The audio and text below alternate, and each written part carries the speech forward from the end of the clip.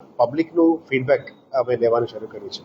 લગભગ 4 અઠવાડિયામાં 4000 phone calls અમે કર્યા છે પબ્લિકને.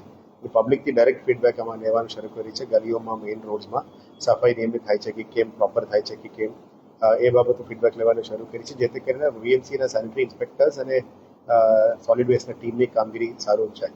અને અત્યારે જે 3 ઝોન્સમાં door to door collection system ચાલુ છે, એની પણ ફીડબેક લેવામાં આવી છે.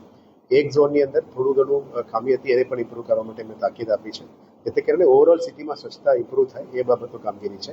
અને અમે એમને પણ એવું પણ કીધું છે કે આઈસી એક્ટિવિટી કરીને મેક્સિમમ પબ્લિકને જોડીને પબ્લિક ગંદકીમાં જોડાઈને સ્વચ્છ રાખે, સિટીને કે ગંદકી ફેલાવનાર લોકોએ પણ માહિતી આપે એ દિશામાં કામગીરી કરવાનું કીધું છે.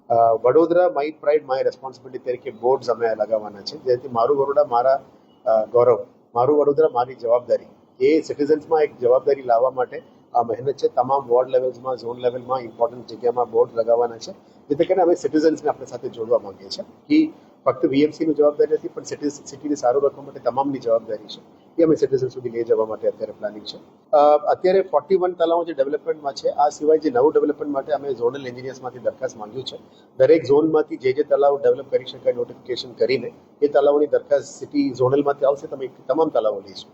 એ આવનારા દિવસોમાં અનનોટિફાઈડ તલાવો પણ લગભગ 120 પ્લસ છે, એને નોટિફાઈ કરીને આવનારા દિવસોમાં એક કરીને કરવું પડશે. પણ બજેટ કન્સ્ટ્રેન્ટ્સ પણ છે, એક સાથે અમે તલાવો બધા ડેવલપ ના કરી શકીએ, પણ પ્રાયોરિટીમાં જે આપણે કહો છો એ બધું તલાવો પ્રાયોરિટીમાં લઈને પણ અમે કામગીરી કરીશું.